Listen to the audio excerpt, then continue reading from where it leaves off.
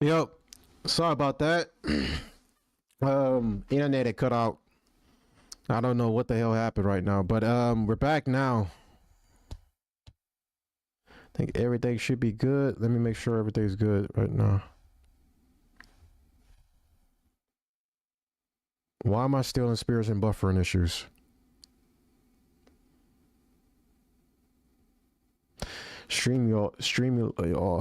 Bruh. StreamYards is fucking trash.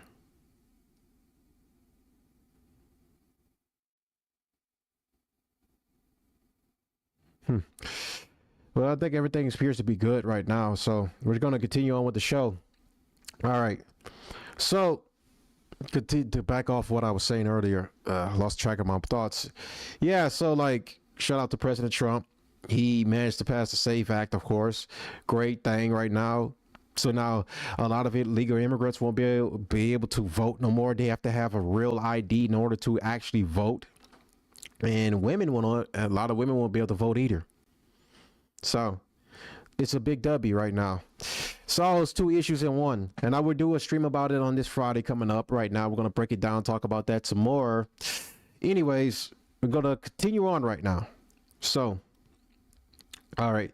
So back what I was saying today. So tomorrow I won't be here, but what I might do is when I get back a little late in the night, we're gonna probably do like a late night stream, react to some stuff.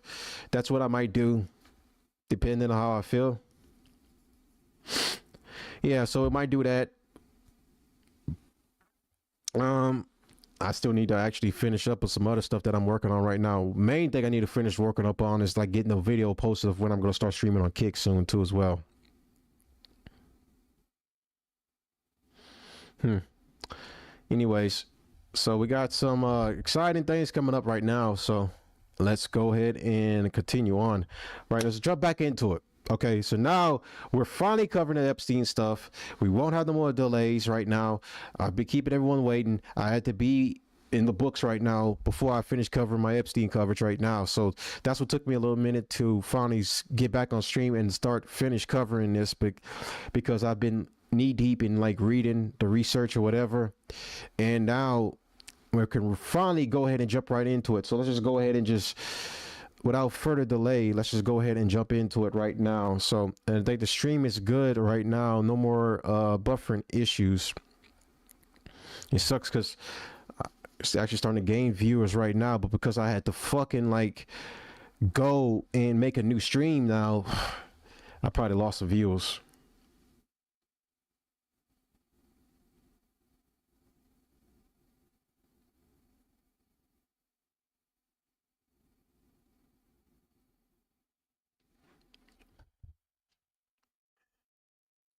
All right, so just making sure everything's good.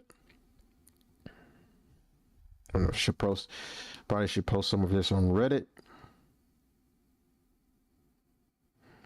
Let me see. Give me just a moment. Posting some of this on Reddit right now.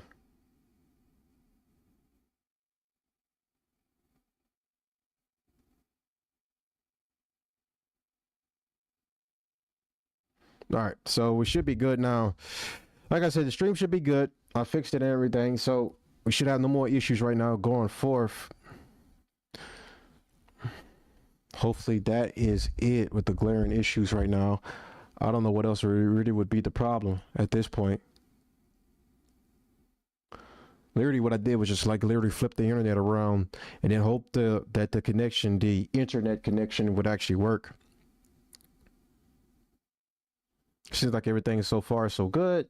So let's talk about our good friend Jeffrey Edward Epstein. Okay, as you know, per usual, born January 20th, 1953.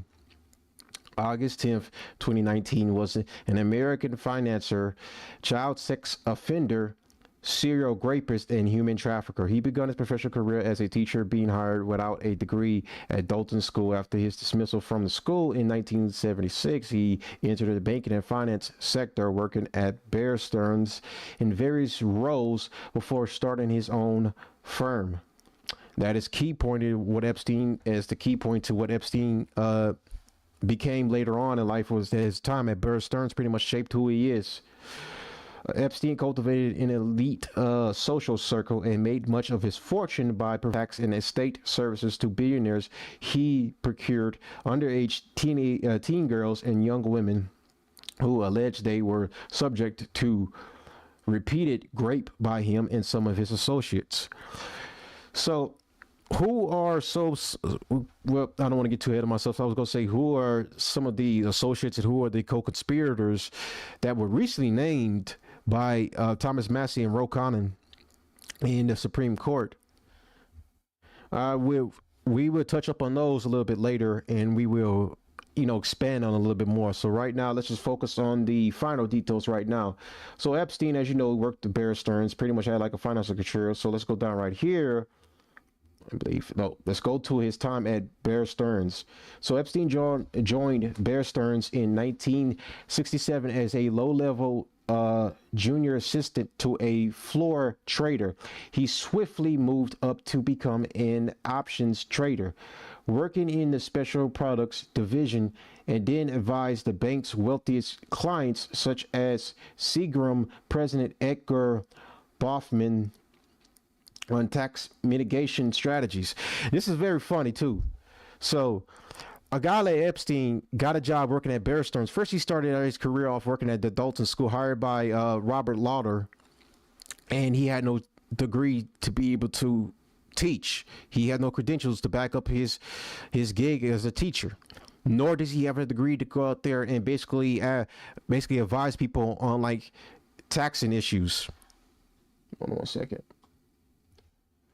So, because it's funny that two instances that he got two jobs without the lack of credentials to back up without the credentials to back up these types of professions. First, he's a teacher, and then is ambiguous about how he got let go of that profession.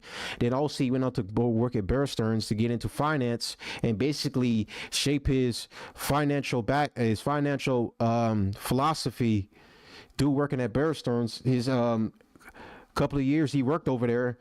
Then when he left, he became a partner with them, and then up until like their ultimate demise later on in life, where they were pretty much done in by a Ponzi scheme that allegedly Epstein was also involved in. The only reason why he was able to evade charges allegedly is because like there was not enough to really go off on to really charge him. So ultimately, he managed to escape prosecution at that point. But later on, that would just come back and bite him in the ass when he got prosecuted for something far worse, in my opinion. So, oops, sorry about that, bruh.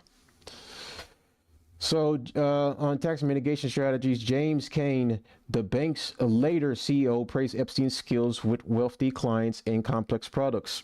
Also, another trait that he picks up and then he uses later on to build clientele when he starts to go off and run his own finance investment tax advice business. So in 1980, Epstein became a limited partner. In 1981, Epstein was asked to leave for a Reg D violation. According to his sworn testimony, Epstein remained close to Kane and Greenberg and was a client of Bear Stearns until its collapse in 2008, what I mentioned earlier. He became a partner of them, and ultimately he was a partner with them until the end. Even though technically speaking, they tried to throw him underneath the bus, but it wasn't enough to really convict Epstein on any serious charges. So, hold on one second. My phone's about to die, so let me get a charger.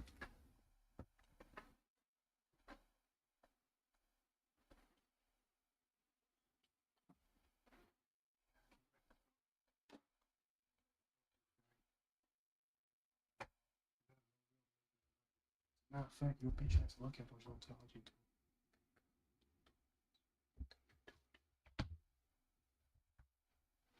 Yeah, you are in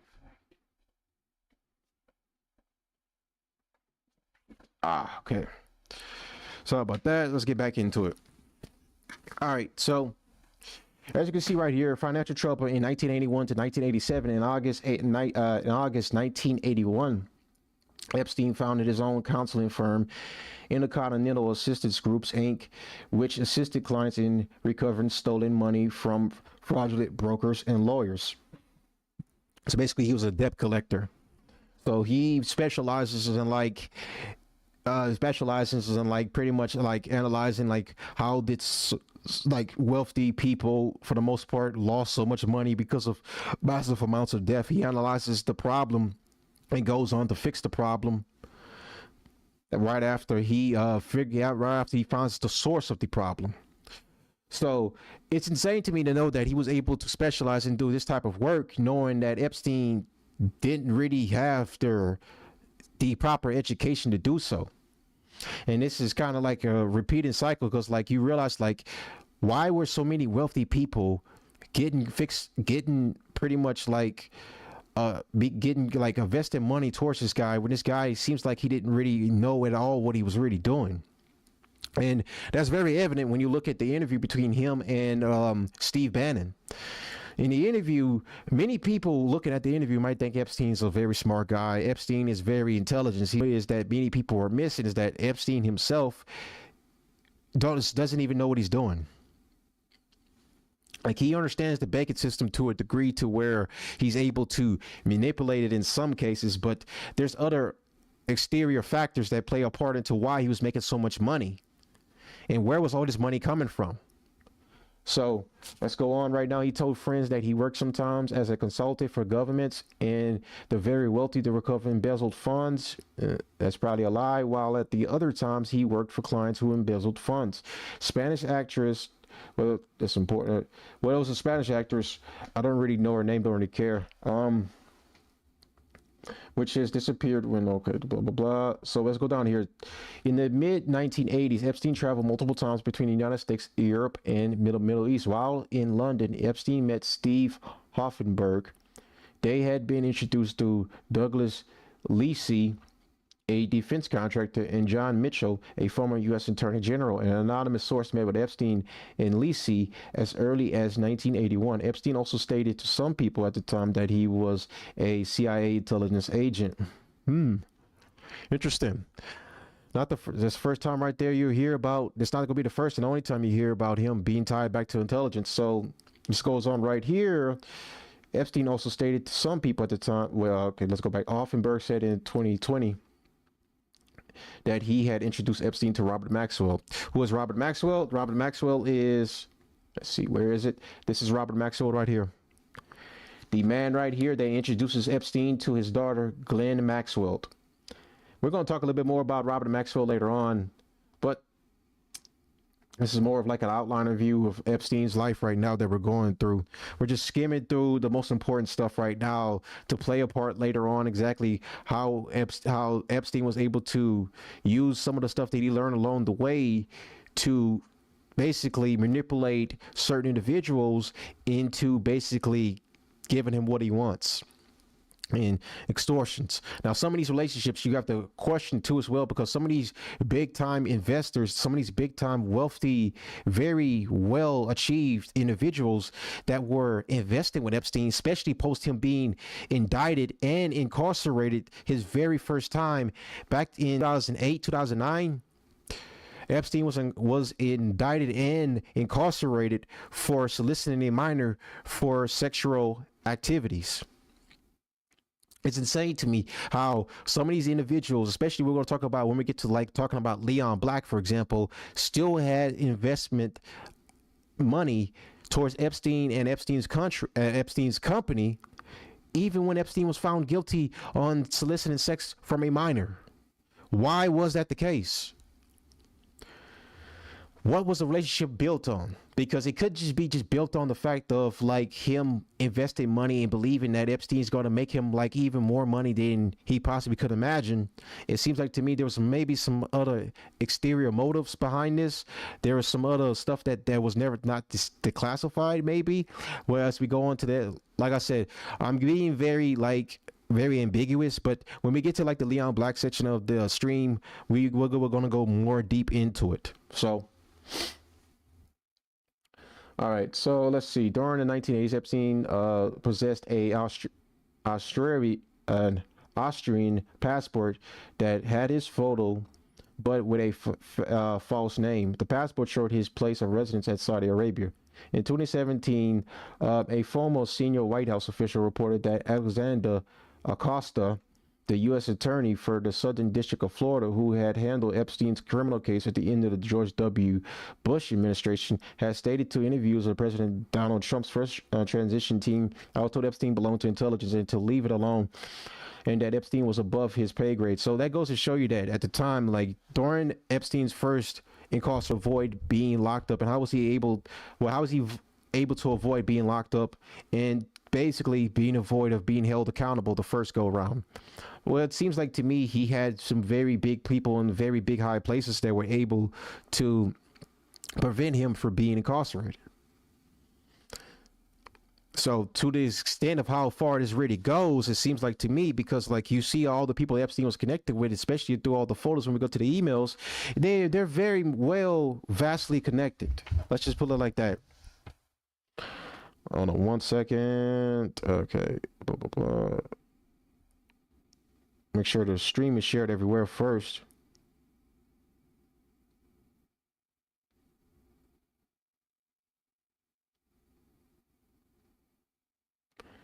Make sure the stream is shared. Okay.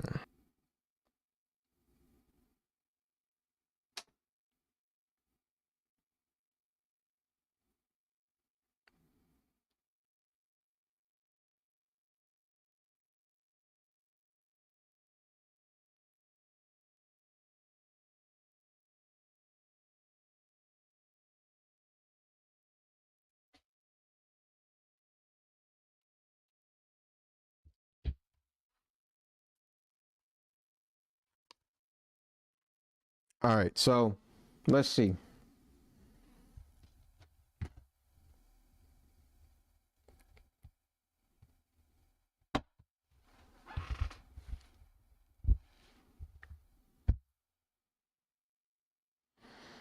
All right. Sorry about that. I was doing some other stuff, but let's see. Making sure the stream is good. All right, I was told, okay, so during that period, one of Epstein's clients was Saudi Arabian businessman uh, Adnan Khashoggi, who was the middleman in transferring American weapons from Israel to Iran as part of the Iran-Contra affair in 1980s. Khashoggi had been introduced to him by Lisi. Khashoggi was one of the several defense contractors that he knew. So again, this big vast network of like people that have come across Epstein seems to be a wide range of characters from all different time periods, and especially being tied back to intelligence and some form of like very powerful groups. So you see, Epstein is very like when people look at Epstein's like he's not more guys, just more of a fixer. Like this guy's like the guy you go to like to get you connected to a bunch of people. Like I mentioned before, like Epstein himself is like not an intelligent guy, but he's more of a guy that like he knows how to use his charm, his good wits, and pretty much like his smooth talking to basically get what he wants. That's just basically what he is. Towers Financial Corporation, 1987 to 1993. Stephen Hoffenberg hired Epstein in 1987 as a consultant in Towers Financial Corporation, a collection agency that brought debts people owed to hospitals, banks, and phone companies. Hoffenberg set Epstein up in offices in Vallard houses in Manhattan, and paid him $25,000 in U.S. for his consulting work, equivalent to $69,000 in 2024.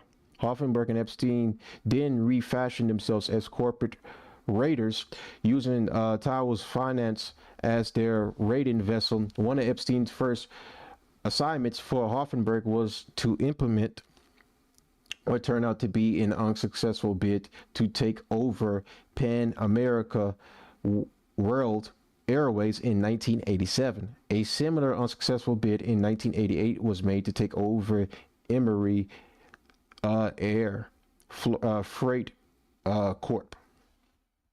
Okay, during this period, Hoffenberg and Epstein worked closely together and traveled everywhere on Hoffenberg's private jet.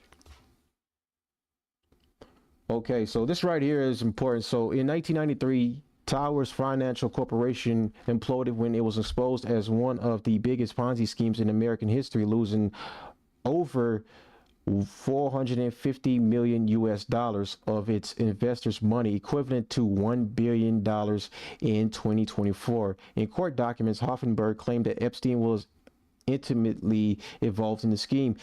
Epstein left the company by 1989 and was never charged for the involvement in the massive investor fraud committed. It is unknown if Epstein acquired any stolen funds from Towers Ponzi scheme.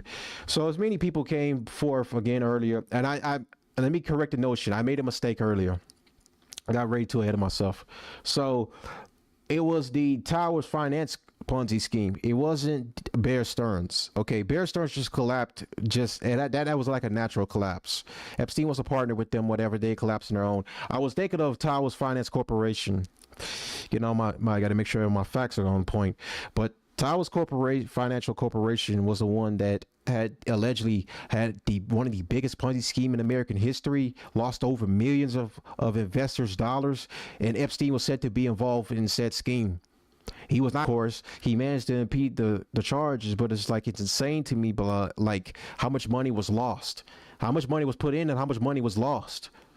So Hoffenberg spent years in prison because of this. Of course, he tried to bring Epstein down with him, but unfortunately, he was unsuccessful in doing so. So let's go on right here. Jeff Epstein and Company, 1988 to 2019. But first, we're going to segue a little bit. So I want to talk about Epstein's Island a little bit and also bring up a funny thing right quick. So we're going to segue into like a video before we go on to Jeffrey Epstein and Company, 1988 2019. So where is it? So we're going to show you guys a video right here from Tyler Oliveira about what happened to Epstein Island post his death, and also what are they currently doing with the island right now. So enjoy the video while I do some technical stuff right now on the side. But this is a good segue to show you guys, give you guys like a little fun little segment of to show you what happened, to show you what's going on with Epstein Island right now, currently speaking, and what is the estate doing. What is the future? What does the future does the state have going forth with it? People, launch the drone. Go, Matt. So enjoy this video. Make sure everywhere is posted.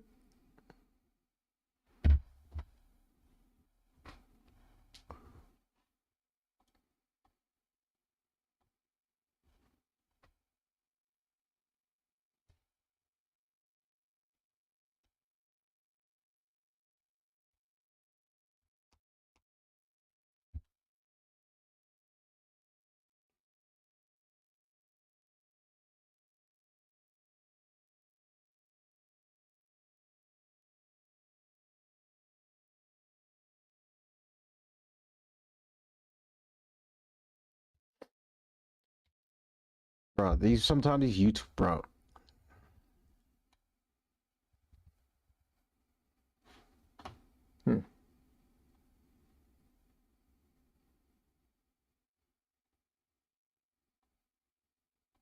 See something.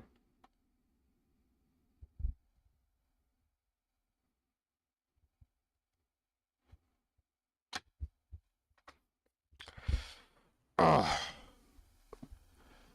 bruh. Sometimes YouTube is, oh my gosh, YouTube is always bullshitting.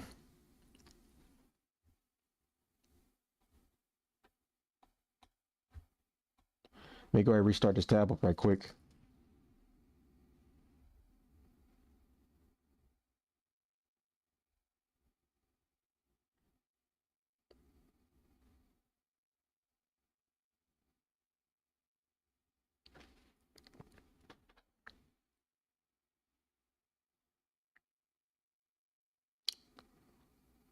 Okay, it's like the video's not going to play at all at this point.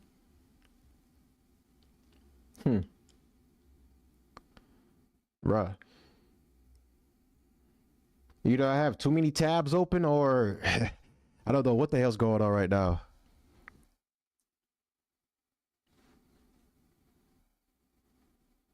Let me see something right quick.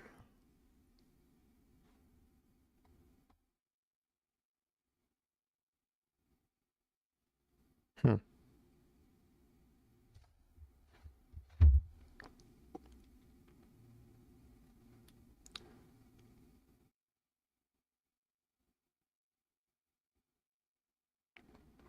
Think I got it now. Should be good.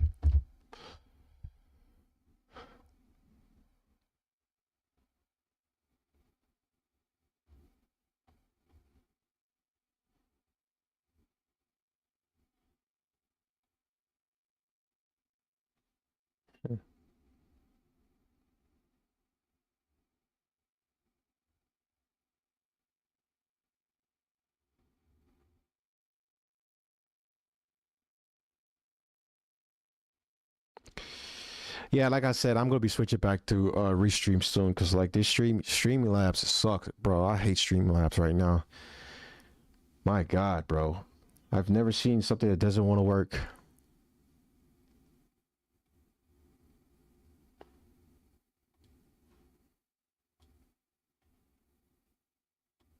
At this point, we probably not even gonna be able to watch the Epstein interview part of this stream. Even I might have too many tabs open. That's probably.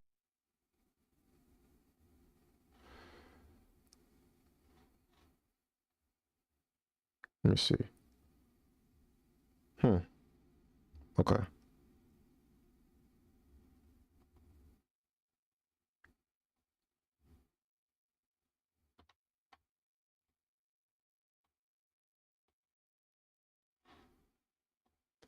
Yeah. Anyways, we're just gonna turn something else. Even in death. This one will be a good one. So this one we're gonna watch instead. So retract every visitor to Epstein Island. This one right here is gonna go over exactly how many all the visitors that visit the island confirmed to visit the island and not allegedly to visit the island. So after this video plays, we're gonna talk about it. We're gonna go through even more articles of all people that were named in the files and what were their affiliation with Epstein afterwards, after he was convicted the first time, and then how they try to change the tune after he was convicted the second time on when he's picked up in 2019.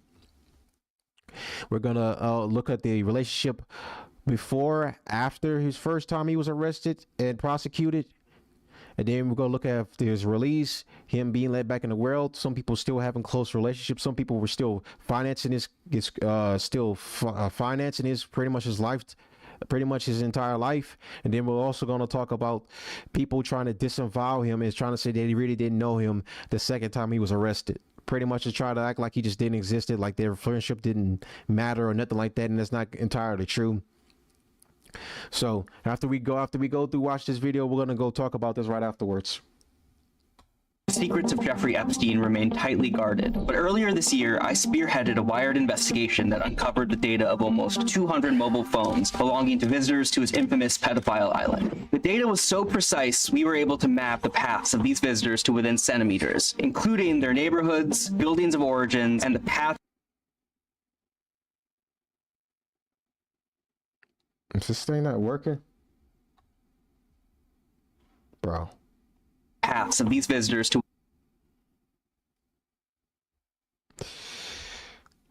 Man.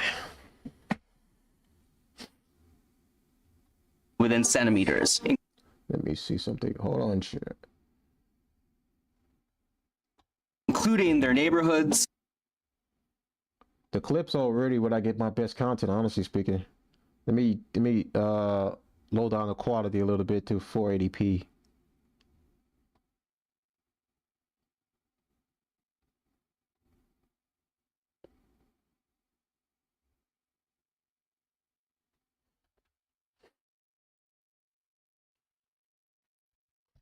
Bro, it's like it doesn't even want to do. Bro. Oh my gosh.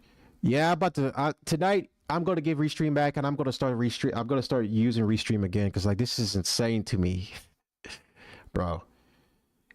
I don't even think we're going to be able to cover the videos on this stream. So what I might do on my chill stream, I'm going to probably react to some videos from Jeffrey Epstein, but that's about it.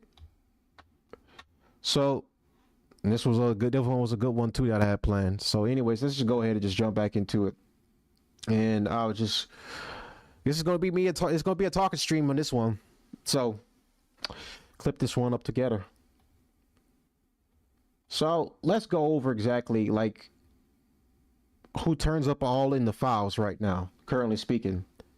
So let me put my ugly mug up here. Powerful men who turn up in the new batch of Epstein files. Elon Musk, Richard Branson, and Sergey Brin, who are among those who exchanged messages or visited with Jeffrey Epstein, according to the newly released documents. Now, let me make something emphatically clear, because a lot of people seem to get this information wrong. Just because you appear in the Epstein files doesn't necessarily mean you've done anything wrong. Okay, just because you appear in the files, that doesn't mean you've done anything wrong. If you've been you've been accused of a crime or whatever. Now, there's some questions that probably need to be asked, of course. And then people have to also realize is like a lot of the information in the files are like false information. A lot of it's released because a lot of it's like a lot of typos, a lot of errors, a lot of fake information. Some of the information was sent around, so not all of it's like trustworthy information. So people have to keep in mind that a lot of the information that's in the files is not 100% legit at all. Some of it's probably just completely like bullshit. So people have to keep in mind of that.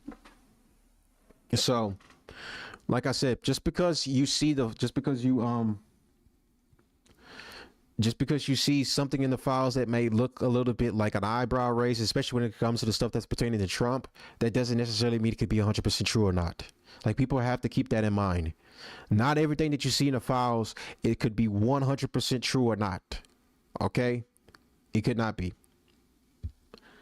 So, with that in mind, okay, let's go ahead and jump into this right quick. It's the fact that I have to even explain that, it's just people just don't understand. Okay, so here we go right here. So first person, we got our boy Donald Trump. The files appear to contain at least 4,500 documents that mention Mr. Trump. One was a summary that officials at the Federal Bureau of Investigations assembled last summer of more than a dozen tips from the public involving Mr. Trump and Mr. Epstein. According to emails released by the Department of Justice on Friday, it is unclear why the investigators put together the summary, which includes accusations of sexual abuse by Mr. Epstein and Mr. Trump. The emails did not include any collaborating evidence, and the New York Times is not describing the details of the unverified claims. See, even the New York Times can understand that it's like unverified. The fact that the New York Times has to do a better job of like explaining this to the general public, but the general public still interpret this like Trump has done something wrong, just goes to show you how deranged some of these people are. It's unclear why the investigators put together the summary, which includes accusations of sexual abuse. Well, I already read that part. Mr. Trump has denied any wrongdoings in the connections with Mr. Epstein. In response to a request for comment, the White House referred to a public statement from the Justice Department, which said that Friday's documents may include fake or falsely submitted images, documents, or videos. Many of other documents were news articles or emails that referenced Mr. Trump. So nothing of substance in there. And like I see some of these photos that have been posted online from the documents, it's like, bros, you can tell it's a fake photo. Like the fact that people are still believing it, it's a fake photo. Like you can tell something's like AI generated, and it's like people are still falling for it. Anyways, Bill Gates, of course, according to released emails, Mr. Epstein drafted notes to and about Mr. Gates in 2013, suggesting that he engaged in extramarital sex. A representative of Mr. Gates called the accusations absolutely absurd and completely false. This collaborating evidence to prove the otherwise. And in one email, Mr. Epstein wrote that he had helped Mr. Gates acquire drugs in order to deal with consequences of sex with Russian girls. Whoa. And that he had felicitated rendezvous for Mr. Gates with married women. Bruh. It was not clear if Mr. Epstein ever sent the emails to Mr. Gates. Mr. Epstein wrote the messages about Mr. Gates, and not long after his attempt to broker a venture between Mr. Gates Foundation and JP Morgan Chase fizzled out, depriving Mr. Epstein of what he had hoped would be a gusher of income. Howard Lutnick. Now this one's a big one. Howard Lutnick actually had he had a hearing just the other day about his relationship with Jeffrey Epstein, and people asked him about like the contradictory, of course, about his story. Said that he didn't barely know Epstein, thought he was a creep or whatever, but then come to find out, you ate at his private island, bro. I mean, he said some very public things that were one thing, but then like the documents and then the information that came out showed that him and Epstein were very close friends. The fact, even more so, to the fact that he ate at his private island with him, had a private lunch and everything. So it's a lot of sketchiness coming from Howard Lutnick's point of view, and why people are saying that he needs to be fired, because he's basically kind of lying. He's lying through his teeth about a lot of the stuff that he's saying, because he's saying that the relationship was nothing. He didn't really look at Jeffrey Epstein as nothing more than, I don't know, somebody that he lived next door to as well. He wasn't given the allocation that him and Epstein were actually very close than what they were. They were very close. They were good friends. The files revealed that Mr. Lutnick, now the Commerce Secretary, planned a visit to Mr. Epstein's island in 2012, though he previously said he served several times with Mr. Epstein around 2005. Reached by phone on Friday, Mr. Lutnick said he could not comment about the audio visit because he had not seen the latest Epstein documents, of course. I spent zero time with him, Mr. Lutnick said. He then hung up. Bro. The documents suggest the visit did occur. The gathering was set for December 23rd, 2012. A day later, an assistant to Mr. Epstein forwarded Mr. Lutnick a message from Mr. Epstein. Nice seeing you. It was said, bro. So Richard Branson, of course. A 2013 email exchange between Mr. Branson, the British billionaire, and Mr. Epstein suggests that he had a warm, familiar relationship built at least in part around their interest in women. In an email on September 11, 2013, Mr. Branson, founder of the Virgin Group, funny name, wrote to Mr. Epstein, it was really nice seeing you yesterday. He added, anytime you're in the area, would love to see you, as long as you bring your harem. We mentioned this the other day about this when it comes to Mr. Branson. And him and Epstein had apparently they had like an affiliation, like they had like, of course, they had like love for like pretty women, of course. Now, as far as like what ages were those women, that's kind of left up to an investigation done by the FBI on like what type of women was Branson seeing with Epstein, because we already know based off what we were getting from Epstein. I mean, he like him barely legal. So, a representative, okay, blah blah blah. Any contact or Richard and Joan Branson had with Epstein took place on only a few occasions more than 12 years ago, and was limited to a group or business settings, the representative said in a statement. Richard believes that Epstein actions were barred, except supports the right to justice for many victims. Bro, how you go from like, it's crazy to be like how you see they're saying one thing, but then like they're having like backtrack like some of the words, like they clearly did have a good relationship with Epstein.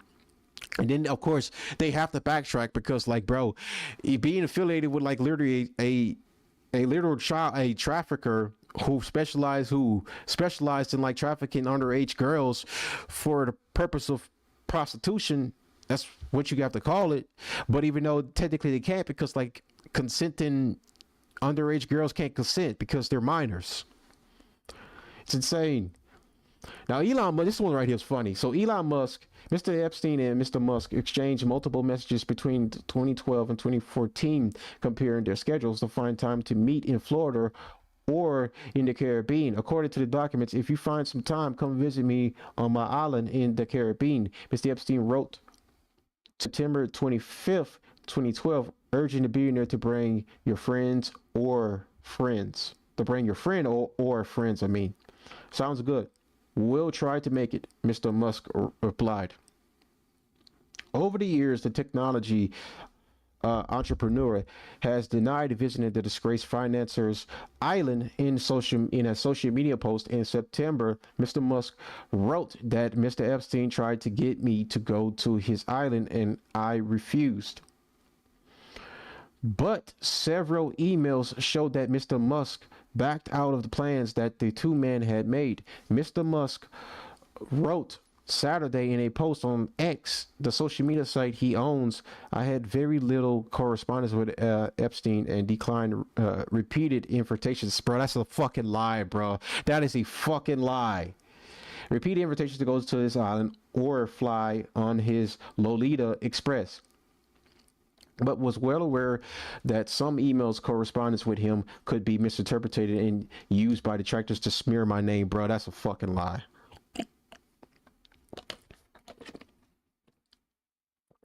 Elon wanted to go to that island.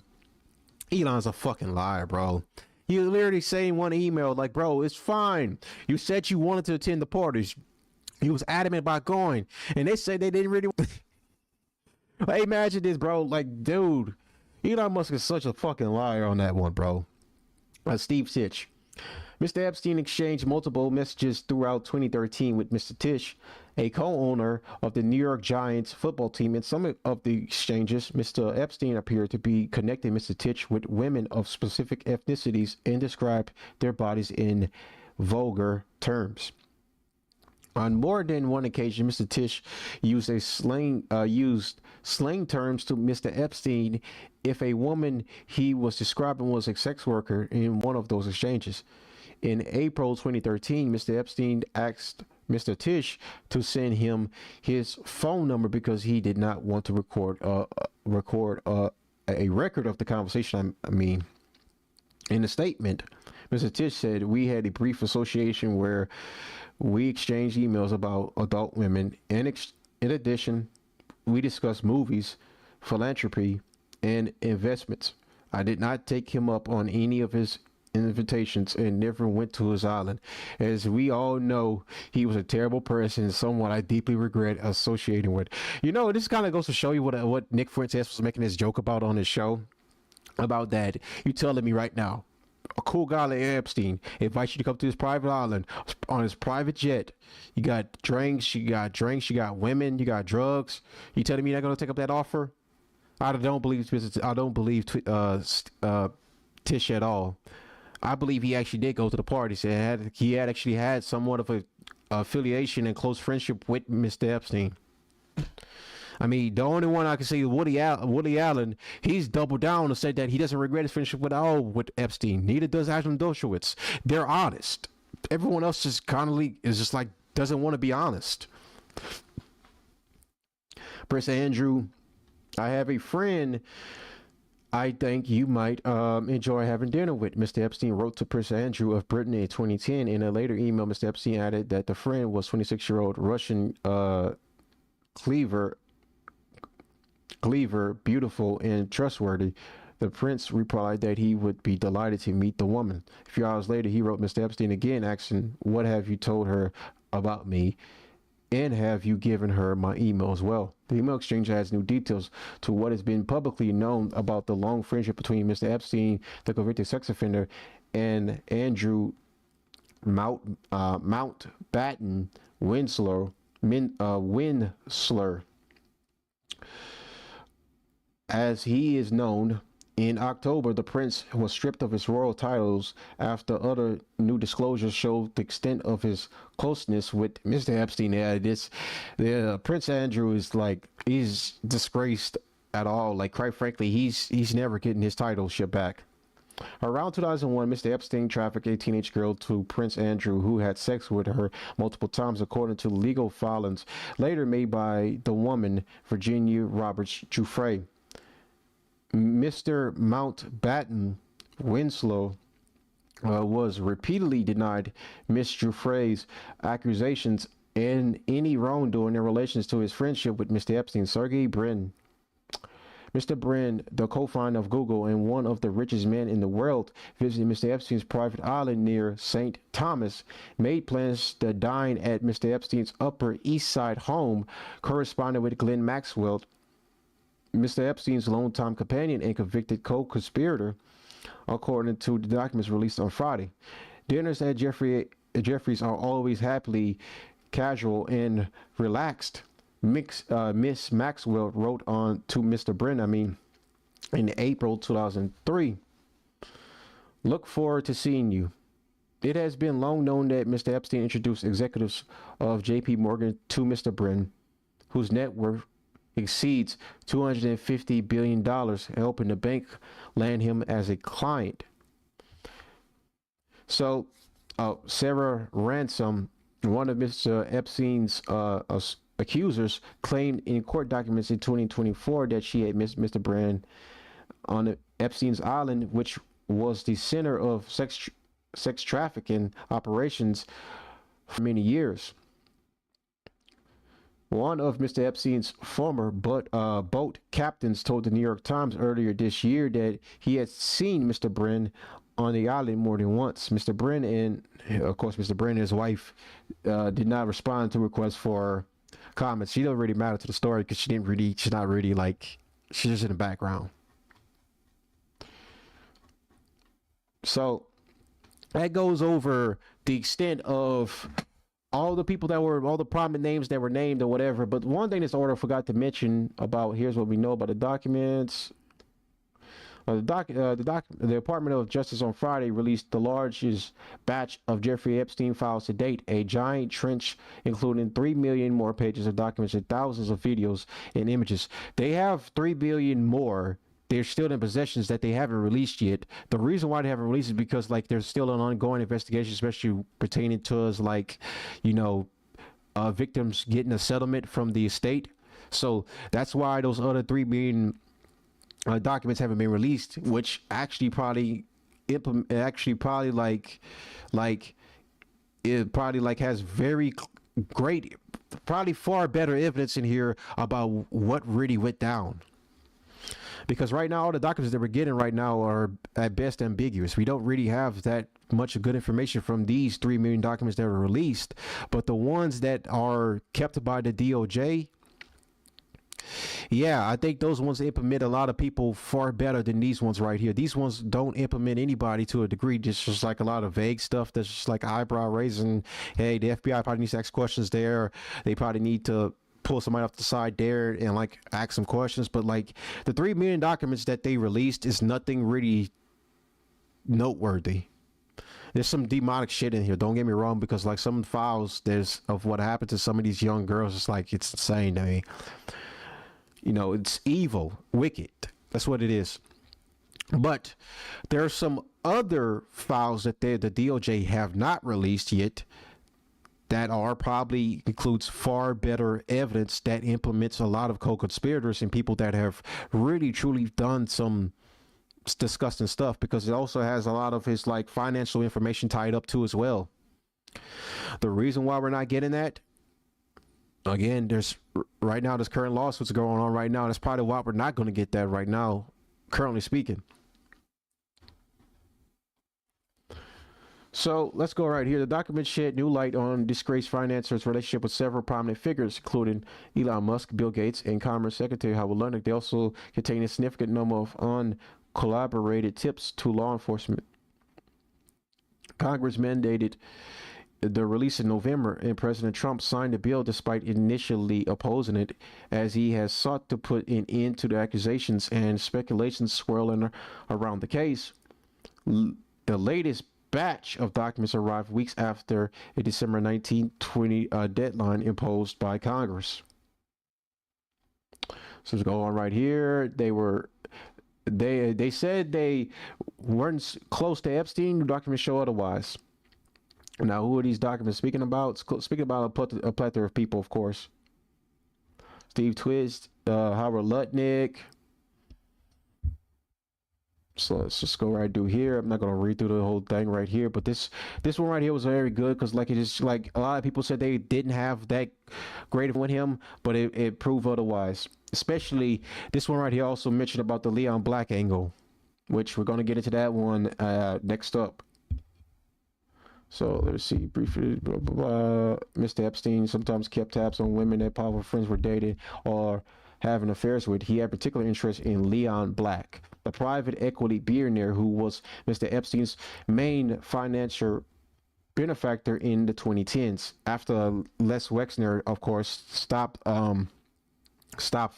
investing, and pretty much not only did he invest with Epstein, he gave Epstein power of attorney. Pretty much Epstein had full control over Les Wexner's finances by him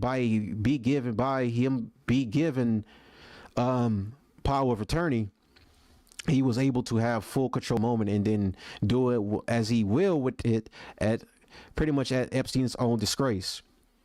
Now, of course, as Epstein had control of Les Wexner's finances, he made some bad moves that lost a lot of money for Lex. Lex lost a lot of money because of this, and that's the reason why he had to cut ties with Jeffrey Epstein. Of course, there's probably other external factors that play a part into it besides just him cutting ties because of, hey, Epstein lost him some money, whatever. But after that first time he got arrested or whatever, that I think it's more than just that. And on the fact of that, there was one article that talked about the fact that Epstein was trying to get Les Wexner tied, pretty much jammed up in almost the same situation as a lot of other people that were affiliated with Epstein seemed to always be tied up with it when it came to like having sexual relations with like underage girls. Allegedly, Epstein tried to also sway Les Wexner into doing that as well. Now, to this day, I don't believe so. None of that's actually happened, to my knowledge. So, not yet, of course. So we still don't know any of the other information. But Les Wexner has been named as a co-conspirator. So that lets you know right now exactly of how pretty much like how much shit creek he's up in right now. And I can tell you right here from his Wikipedia right here. Wexner hired Jeffrey Epstein as his financial manager in 1987 to 2007. This is, I think, he had like between that period, that's when Epstein was picked up and arrested for the first time for soliciting sex from a minor, and he was incarcerated. He was the primary client of Epstein, who claimed to only work with clients with a net worth of $1 billion USD or greater. Wexner purchased his New York property, the Herbert N. Strauss House, in 1989 and sold it to Epstein in the mid-1990s following Wexner's marriage to Abigail. In July 1991, Wexner granted Epstein power of attorney and also installed him as a trustee on the board of Wexner Foundation. So as you can see right here, he's pretty much whining and dining Epstein. He's giving him everything, pretty much everything from like having given him power of attorney and then also making him a trustee on a board of a Wexner Foundation. So he's whining and dining Epstein, pretty much giving him all that he needs right now. And this is pretty much just going towards Epstein's escapades that's going to take place later on. 1990s, Lex Wexner and Jeffrey Epstein were involved in relocating Southern Air Transport. That was a CIA front operation from Miami to Columbus. Southern Air transported goods related to Wexner's businesses, but in 1996, customs agents found a hidden shipment of cocaine on one of the planes. Southern Air was shut down in 1998 after Wexner had received federal aid for the relocation of the airline.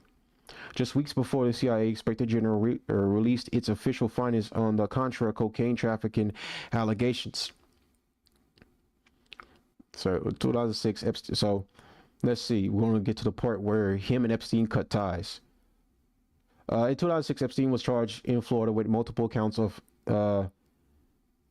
molestation and unlawful molestation and unlawful sexual activity with a minor. The New York Times reported that 18 months after the charges were filed, Wexner cut his ties with Epstein. In July 2019, Wexner was included on a list of Epstein's 10 co-conspirators via email, along Glenn Maxwell and a couple of other names like Jean-Luc Brunel, Leslie Groff, and though Wexner continued to deny involvement, it still has yet to be decided. But it's like, the problem is he hasn't been picked up, he hasn't been arrested. He's been named the co-conspirator. He's been named the co-conspirator since 2019. Now, of course, there was other names. There was also named as well recently by Ro Khanna and Thomas Massie on the floor, and some of them are surprised, and I was kind of surprised because one of them is from the Kingdom of Saudi Arabia. That's even insane to me. All right. It's Epstein's second incarceration prior to his death. Wexner addressed the Wexner Foundation. Okay, so in August 2019, following Epstein's second incarceration and prior to his death, Wexner addressed the Wexner Foundation, releasing a written statement that his former financial advisor, Jeffrey Epstein, had misappropriated vast sums of money from him and from his family. Wexner retained the services of a local law firm, I'm guessing, from New York. Yep. Wexner faced additional public scrutiny in late 2019 and early 2020 when a group of wrestlers who are survivors of the Ohio State University abuse scandal publicly called on state and federal officials to conduct further inquiry into Maria Farmer's allegations of sexual assault at the Wexner property.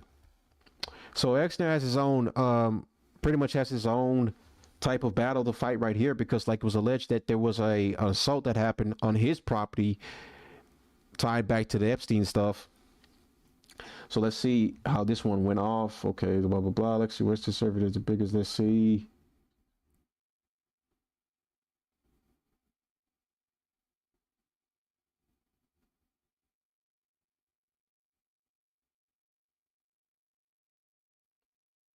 It talks about right here on February 10th, 2026, U.S. Congressman Ro Khanna on the floor of the U.S. House of Representatives read the names of 6 prominent men that he said he's seen in the Epstein files. On the previous day, the Justice Department had allowed selected U.S. Congress people to view the files in a closed room without any recording device. Congressman Khanna said Les Wexner is listed in the files as someone considered an Epstein co-conspirator by the FBI. It says right here. Okay, so it's also interesting to note that Epstein is rebuilding his empire right now in Ohio. And then you also have another thing going on where Peter Thiel is also in Ohio trying to build up a Palantir, pretty much like a factory. I forgot exactly the name of the factory.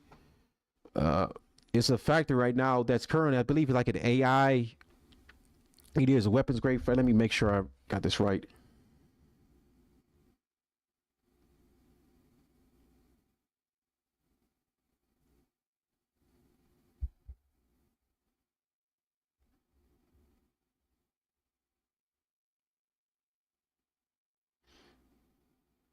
Okay, so he's establishing a tech crypto bank named Erebor in Columbus.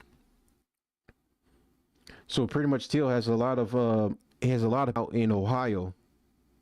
He's creating a crypto tech bank right now, currently in Ohio, while simultaneously Vivek Ramaswamy, who went to Yale with JD Vance, is also running for governor in Ohio.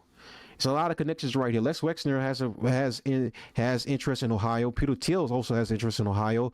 Vivek Ramaswamy is running for governor in Ohio, and JD Vance also was former governor of Ohio.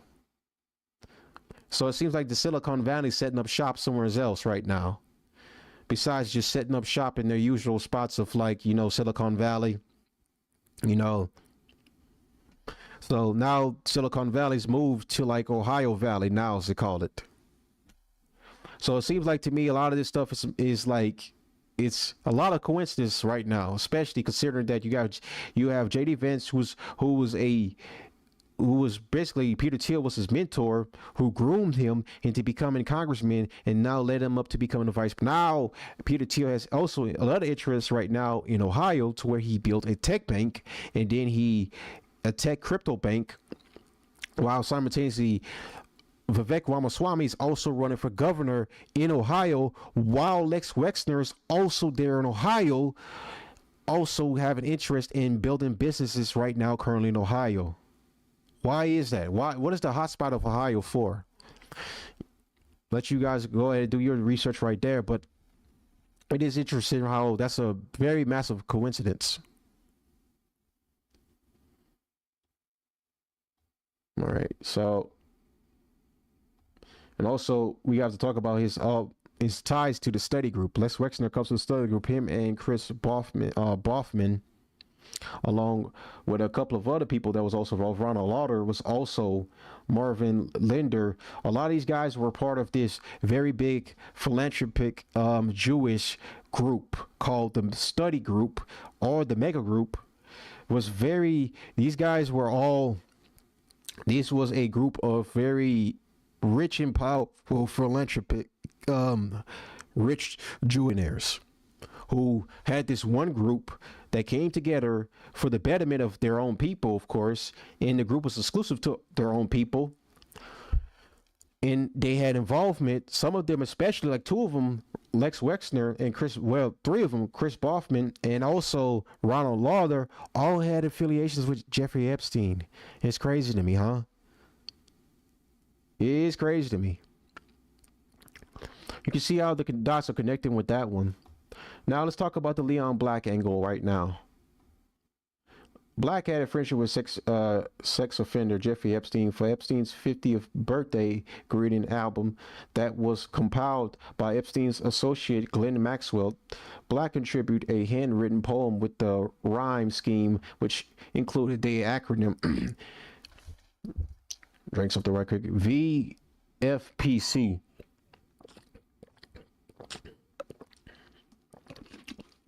Which stood for Vanity Fair Poster Child.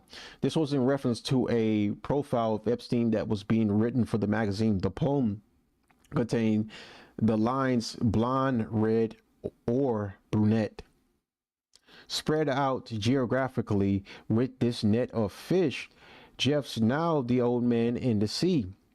He signed the poem Love and Kisses, Leon. And then, you know, as everyone know, Leon Black tries to play off the part of like him and Epstein weren't really that close or whatever. I mean, like you see how the pattern goes. But Leon Black, not only him and Epstein were very good friends, but Leon Black was a big financial pusher for Epstein. So he financed a lot of what Epstein was doing post Les Wexner distancing himself from Epstein because of loss of finances.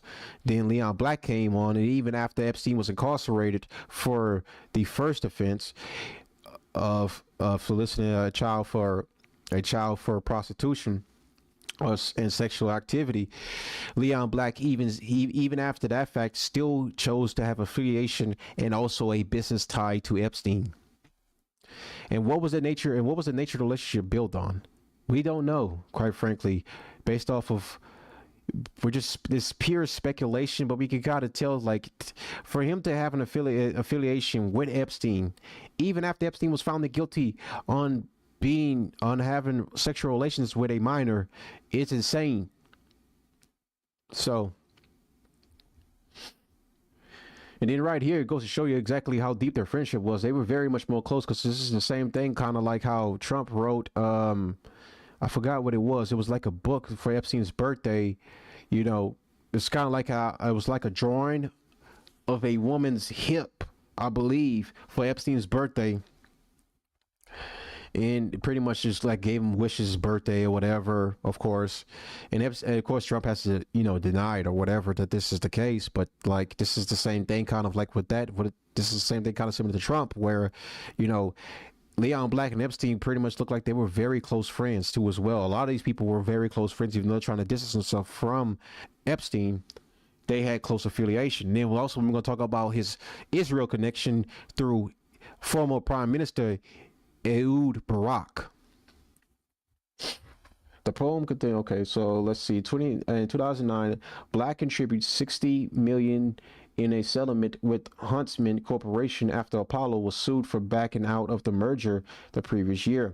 In 2021, Black stepped down as CEO and chairman after Deckard LLP, which had been retained several months earlier by Apollo to investigate Black's dealings with Epstein, published a report finding that Black had paid $158 million to Epstein between 2012 and 2017. This was before Epstein was picked up the second time, for advice on taxes and estate. Imagine going to a guy that has no experience with this stuff and thinking that you're going to get like the expertise of a guy who has no education with education in economics to be able to advise you about how to properly do your taxes.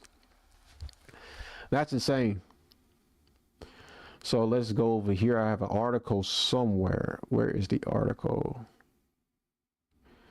Who is Leon Black? The billionaire who helped bankroll Jeffrey Epstein's second act. In a bombshell report published Monday by the New York Times, hedge fund tycoon Leon Black, whose net worth Forbes estimates to be $8 billion, transferred at least $50 million to disgraced financier Jeffrey Epstein between 2012 to 2017. Of course, that number went up, of course, as we've seen on the Wikipedia, in a professional relationship that ended in 2018 when the two men had a falling out over a fee dispute. Although Jeffrey Epstein had been dead for over a year, having taken his own life in a Manhattan lockup in August 2019 while awaiting trial on federal sex trafficking charges. Many questions, including how extensive his alleged sex ring of underage girls actually was, remained. From a financial perspective, many people wondered how Epstein, born to a working class family in Brooklyn, New York, managed to get his hands on hundreds of millions of dollars. And there's also going to be there's other finances. So we're going to look at the other finances too as well. All right, so blah blah blah ended when the two men had fallen out over a fee dispute. Although Jeffrey Epstein has been dead for over a year, having taken his own life in Manhattan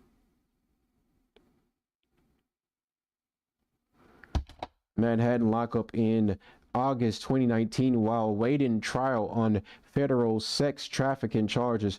Many questions, including how extensive his alleged sex ring of underage girls actually was, remain. From a financial perspective, many how Epstein, born to a working class family in Brooklyn, New York, managed to get his hands on hundreds of millions of dollars throughout his lifetime and use some of those funds to prop up his alleged sex predation. So that's a good question. So many people were wondering, like, how was Epstein able to do all he could do with what money? Who was really backing him? Because it seemed like to me the first time when he was incarcerated, a lot of people backed away from him. He lost a lot of money. Then the second time around, many people were asking questions like, who was really financing him the second go around? Leon Black was one. Contribute over hundreds of millions of dollars to Epstein for basically for advice on how to do your taxes. Charge that some of the best ones that had offered tax advice don't charge that much money, especially over $150. That's insane. That's an overprice, in my opinion, on offering tax advice. So that just goes to show you that there was something afoot that was really taking a hold of all of this. So Although Epstein had been Forbes was first to report the revelation from a podcast, Broken Seeking Justice, that late British publishing magnate Robert Maxwell could have been one of Epstein's earliest sources of wealth. Maxwell's prized daughter, Ghislaine Maxwell, was reportedly introduced to Epstein by her father as early as 1988, before his mysterious drowning death off the Canary Islands in 1991. A disposition uncovered by the podcast revealed that Ghislaine Maxwell, who's awaiting trial on federal sex trafficking charges in Brooklyn, may have access to some of her father's wealth after his death, including the $500 million in pension funds he stole from his own company. Yeah, that was, even to this day, they're still speculating about Robert Maxwell's death. That's why I was going to play that video for you guys today about that, because like Maxwell up until the end was really like a money hungry, greedy guy. You know, he was dubbed a triple agent by multiple people, of course, because he ties back to the CIA, the United Kingdom, the KGB, the Mossad. Maxwell was just all over the place, working for different agencies, doing everything he could for the buck of a dollar. Then, by the up until like his last some of the last, I guess, days or weeks he was alive, he started to pressure the Israeli Mossad about money.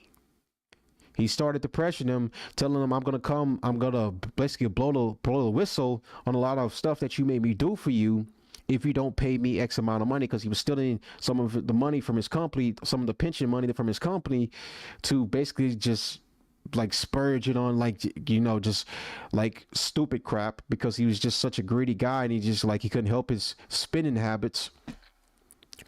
So obviously speaking, you know, the Mossad didn't like that or whatever. But this is all allegedly, of course, that he was taken out on his boat. They said he died of a heart attack, but many people to this day still don't believe that at all, if that's the case, that he really died of a heart attack. So many people believe he was done in by intelligence agencies, even though we don't have no facts on the ground to prove that. This is just a theory at the end of the day. So my neck's hurting. Yeah, so at the time right now, we don't have any facts on the ground, but this is what's alleged, and this is actually a fact of what happened. Many people collaborated the story that, yes, he was pressuring the Israeli Mossad about money, and of course they didn't budge, and then he was found dead on his boat. During Epstein's high-rolling years in the late 1990s, he managed fortunes of L Brands CEO and chairman Leslie Wexner. But after Epstein was convicted of soliciting prostitution from an underage girl in 2008, however, the Times reported he was all but deserted by the elite of business and academia, including the loss of income he had earned as a financial advisor. Despite having no college degree and only a few years of Wall Street experience, Black appears to be one of the few who continue to do business with Epstein. Even to this day, that is crazy. The fact that Black went to this guy, knowing this guy did not have the experience or the credentials to sit there to offer like financial advice, especially on how to do your taxes properly. That is crazy to me. Black even admitted to even just going there and just like affiliating himself with him. But again, we don't know the nature of what this relationship is truly like based on. We're seeing on paper what it's like from face front about what it's being presented to us as like this was just like, hey, he's a financial advisor, a tax advisor, so I expect him to manage my finances. I manage my finances in a way to where I can stop losing a lot of money, and then I can properly do my taxes without having to give up X amount of money to the government. So, of course, that wasn't, again, we have to be real right now about ourselves right now and look at the facts on the ground that Epstein didn't have the credentials, didn't have the backing, didn't have the education to really be able to offer this type of advice. In some cases, he's getting a lot of this money. Basically, what we're being told, he was just getting a lot of money for just his expertise on finances. But when you look at his entire history, it's like, is it really his expertise on finances why he was getting a lot of this money and not some other external factor?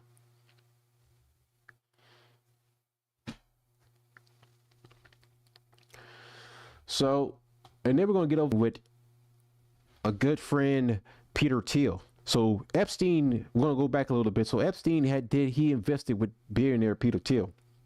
Jeffrey Epstein, a registered sex offender, met with many powerful people in finance and business during his career, but the late financier invested with only a few of them.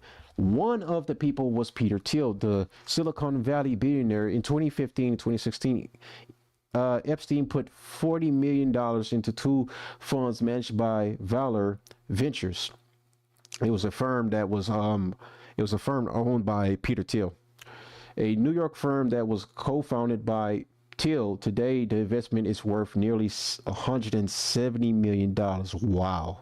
According to a confidential financial analysis of Epstein's estate reviewed by the New York Times and a statement provided by a Valor spokesperson, the investment in Valor, which specializes in providing startup capital to financial services tech companies, is the largest asset still held by Epstein's estate. So even to this day, currently speaking, it's 2026. Even to this day, his estate still has the most money from the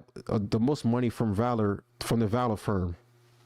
Currently speaking, out of all the other investors that put down their money right now in the Valor firm, Epstein's estate still holds the most out of all of them.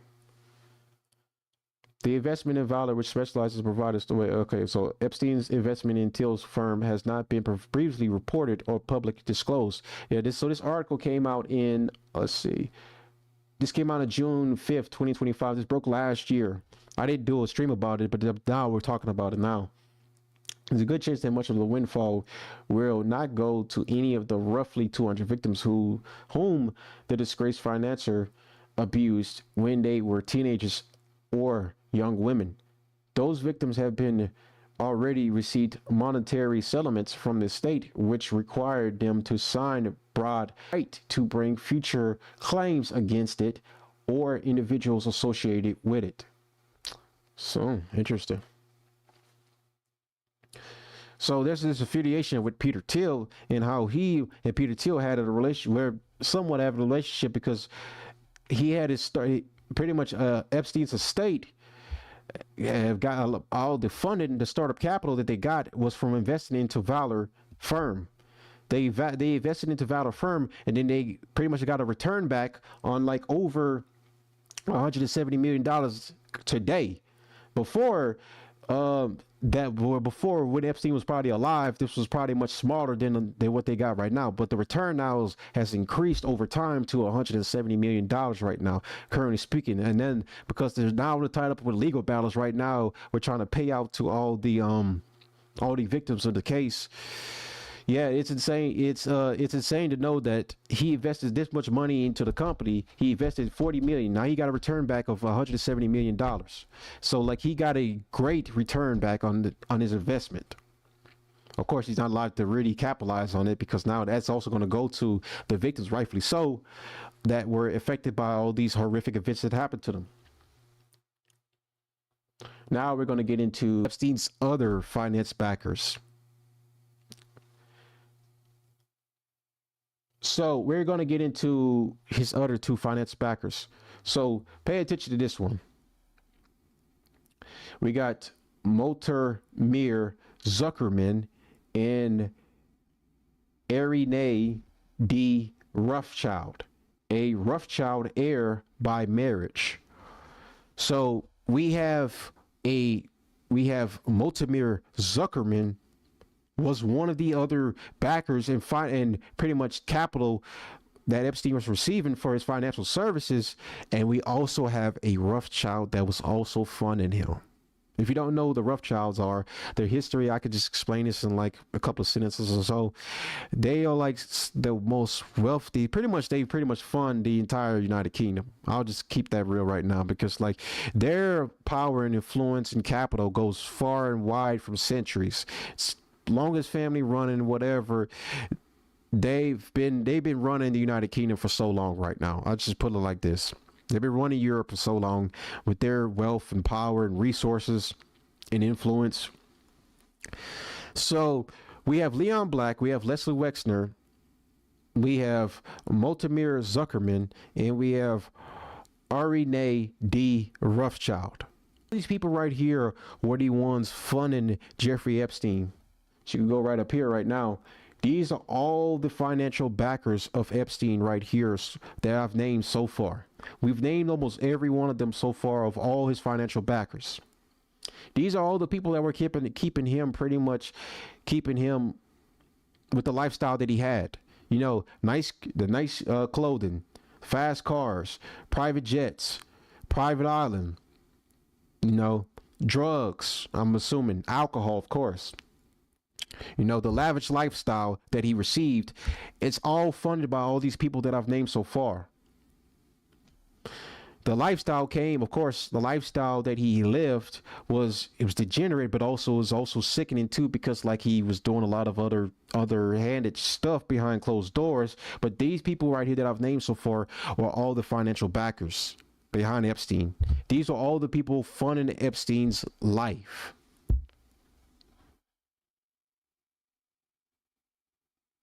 Now we're going to get into the Ehud Barak portion and talk about Epstein's ties back to Israel. Ties with Jeffrey Epstein cost former Israeli Prime Minister Ehud Barak more than we think. In 2019, former Prime Minister Ehud Barak tried to cast himself as Israel's savior, but his close ties to sex trafficker Jeffrey Epstein made clear he was hardly the hero poised to rescue the country from the corrupt, morally compressed leader. I want to touch up on something right quick. Hold on one second. This is from Benjamin Netanyahu. So Ehud Barak, if you don't know Ehud Barak's history, he was former prime minister of Israel, but he's not a far right candidate. He is from the left leaning party from the Knesset. So he's from the left leaning party in Israel, and he's obviously he's a liberal, whereas Benjamin Netanyahu is a far right Israeli. So Benjamin Netanyahu, of course, he wrote this as a response to all the information that came about Ehud Barak's relationship with Jeffrey Epstein. But this is, of course, just to take a jab at Ehud Barak, because, like, even in Israel, you have a right versus a left, right wing, and you have a left wing. So, of course, Benjamin Netanyahu has to go and then take a jab at Ehud Barak because of his affiliation with Jeffrey Epstein, which to him was basically him trying to like throw it's not really more of like trying to like disavow the relationship and just trying to like, you know, separate Epstein from Israel in any way. This is just him basically trying to get at Ehud Barak, because Ehud Barak is a leftist and always try to like impede and try to stop, you know, the Luckard party from conducting the political operations that they've conducted. So it's nothing more than just that. So Jeffrey Epstein's unusual close relationship with Ehud Barak doesn't suggest Epstein worked for Israel. It's not even, like I said before, like you may look at the statement as saying like he's just trying to like disassociate Epstein from Israel and try to say we had no affiliation with Jeffrey Epstein at all or whatever, even though regardless if he was Jewish or not. But this is more of like him just trying to get at Ehud Barak. It proves the opposite. Stuck on his election loss from over 2 decades ago, Barak has for years obsessively attempted to undermine Israeli democracy by working with the anti-Zionist radical left in failed attempts to overthrow the elected Israeli government. Barak's personal fixation led to him engage in activities publicly and behind the scenes to undermine the government of Israel, including fueling mass protest movements, fomenting unrest, and feeding false media narratives. Like I said before, this new left thing, that's all it is. Nothing more, nothing less. So like I said, we're talking about that. And then this one right here is a big factor right here. So Ehud Barak, of course, and went on record saying like him and Epstein weren't really that close or whatever per se. But Ehud Barak, he regularly stayed in Epstein's New York apartment. Him and his wife. His wife thanked Epstein a lot for them staying there. You know, they even got them groceries while they were there. So Epstein has his ties to the left party in Israel, not so much the Benjamin Netanyahu Luckard party. No affiliations at all with that. He had more of affiliations with the left party in Israel, comparatively. So you could see right there where the affiliation is coming from, for where his affiliations of whose financial backers were, and then also how was he connected to Israel? He's connected to Israel through the left wing party in Israel. It's not me taking up for Benjamin Netanyahu, of course, because at the same time, it's for sure we can make the 100% factual analysis that a lot of what this was doing, a lot of what Epstein was doing, when it came to like getting a lot of powerful, rich figures jammed up in situations to where they're having sexual relations with a minor, it was for the purpose of blackmailed. What was he coercing them for? What was he trying to get out of it? What was he want? What did he really want out of doing this anyways for blackmail? Because most times you look at the blackmail, it's like you can interpret it in many ways because many people want many different things for your blackmail or someone. Finances. You want to ruin someone's public reputation. You want to be paid to be silent. Like I said, I mentioned earlier with the finances. So what did Epstein really want to get out of this when it came to like implementing the blackmail ring that he implemented it all around when it came to like a bunch of these powerful rich people? Well, again, it's more, not even more for like a sick feel, but it's more or less like to have like some type of power possibly over these people, and to also like in some cases you could probably make the argument that he was probably getting some financial capital from this, because look at Leon Black had a sexual misconduct case against him too as well by 2 women. Of course that got settled and nothing came of it just because Leon Black's not in prison right now, but that just goes to show you that a lot of this stuff right here, when it comes to these things, that that a lot of these people seem to always have a lot of skeletons in the closet, and there's always someone that is aware of these skeletons and uses it to their own betterment. Epstein was no different. And his videotapes too as well that Epstein's had at his house. He has a bunch of video cameras in his house. It's been said all over, like there was a New York Times article that already pretty much reported that and wrote about it in a good piece that I recommend people read, that Epstein had hidden cameras in the house in many different rooms where a lot of these sexual escapades went on. He wouldn't just keep those cameras and keep those videos to himself. He wouldn't just traffic these girls just for the sake of just because he's a pervert. No, it's not even that. It's more than just that. There is something very much more, very vast and very vast, very big, and very eyebrow raising to what's really going on. Man, what was all these people, what was all this really putting towards? Well, again, it's putting people in situations to where, like, if you show disloyalty to certain individuals and you don't provide them with what they want, a lot of your dirty secrets can come out the closet at any moment. That's basically what it is. So I thought we can watch the interview. I got some other right here. So like I said, so let's go to some of the emails. This is from Epstein and AU Barack.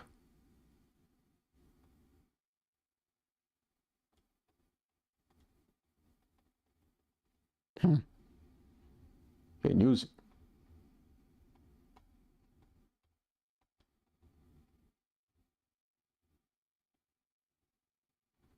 This is from Jmail, by the way.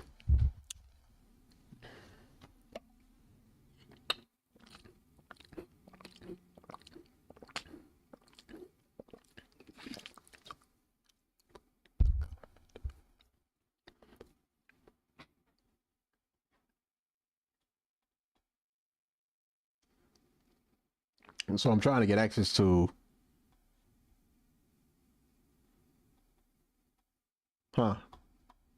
Well, nothing's how to use Jmail right now, bro. I want to get out. Let's give some basics or some things I want to do inquire from them. Well, this is the interview with Steve Bannon, but let's go through some of them right quick. In 2018, Jeffrey Epstein recounts laughing about Jews controlling the world at my dinner. This one was a funny one. So at my dinner table, I asked, why are you right-wing guys so anti-Semitic? One said, historically, we all know it's actually been the Jews behind the govs actually pulling the strings. I said, like who? And one pointed at me, and they all started to whirl with laughter. Guilty, bruh. You know, the irony in this joke is that it's actually true. The irony of this. The current president of Israel, Isaac Herzog, is listed as a visitor to Epstein's Island in 2014 email, bruh. Bruh, that's crazy. Democrat financiers invited Jeffrey Epstein to a private meeting with then New York Congressman Hakeem Jeffries during a 2013 effort to win the U.S. House majority. People are not talking about this one right here. That is crazy that Hakeem Jeffries got jammed up into this too as well. I didn't even know about this one until I read it.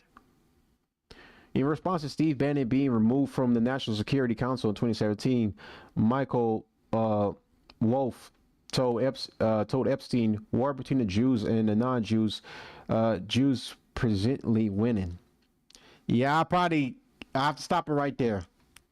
I don't think I can go on too much alone. I can't go too far. I'm still on YouTube, guys. If I was on Rumble, which I am going to be on Rumble, like I said, I am going to start streaming. I'm going to get restreamed back, and I'm going to start streaming back on Rumble too as well. I don't want to go too hard because I am trying to grow the channel, so I'm gonna reserve going too full hard right now on YouTube. But yeah, I hope that you guys enjoyed that stream. So we covered a lot on right now. Unfortunately, I couldn't play those videos because, like, I'm guessing I'm having some trouble right now, technical difficulties. But yeah, I'll be back tomorrow with a chill stream. Look for the chill stream on YouTube. We're gonna do it probably late at night, but yeah, I want to thank you guys for joining me for today. Damn, I was really hoping that I had all my material that I had, my videos too as well, because I was trying to go a little bit longer. This was like only an hour and 35 minutes. It's like I was trying to go for like 3 hours because I had a lot more material than this.